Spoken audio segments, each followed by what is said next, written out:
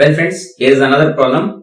The given problem is, if southeast is east, northeast is north, southwest is south, what is west?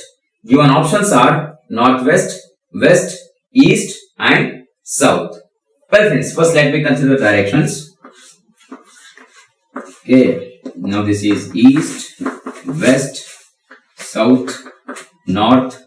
Now here it will be southeast, it will be northeast, it will be northwest, it will be southwest.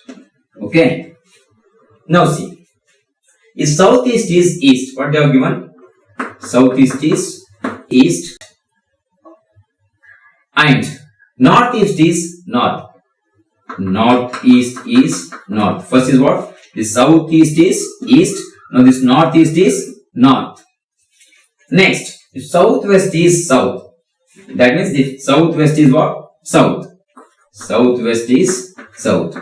Now what is west? Now what is left over here? Here northwest is left. That is, now in this case west is left. So west will be what? Northwest. Okay. So let us check the given options. The first option is what?